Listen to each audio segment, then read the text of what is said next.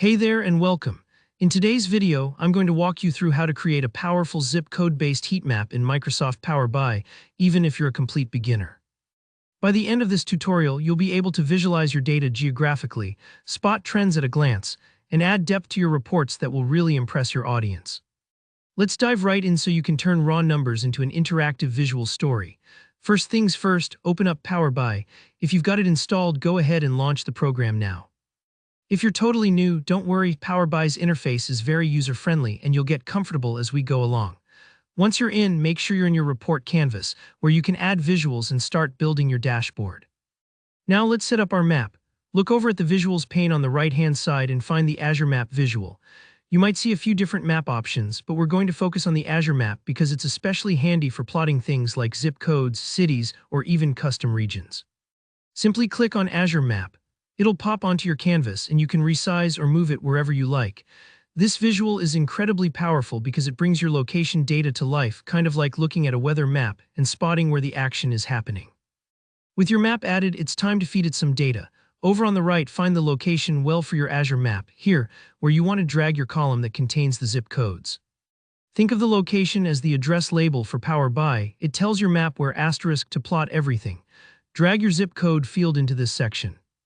If you only have city or state data, it will work too, but zip codes give you a granular view, which is especially good if your business or analysis depends on local trends.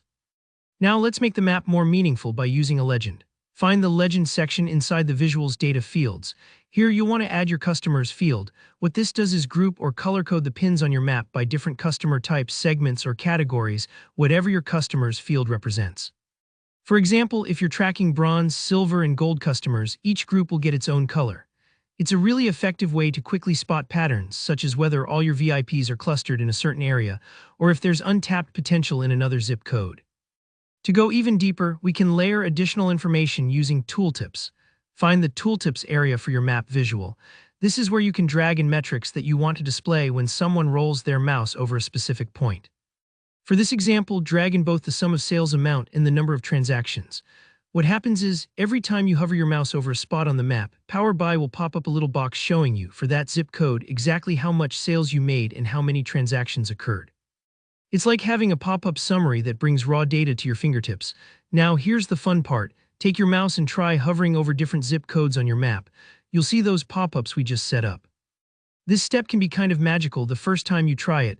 Suddenly, all those rows and columns of numbers are living on a map, telling a visual story. Take a moment to explore. If you notice any spots where numbers seem off or missing, double-check that your fields match up correctly. And that's it. You've just created a dynamic heat map in Power BI based on zip code. With just a few steps, you've unlocked a whole new dimension of analysis for your business or project. If you found this tutorial helpful, go ahead and hit that like button. If you have any questions or want to see more Power BI tips, drop a comment down below. I'm always happy to help out or make new videos on the topics you're most interested in.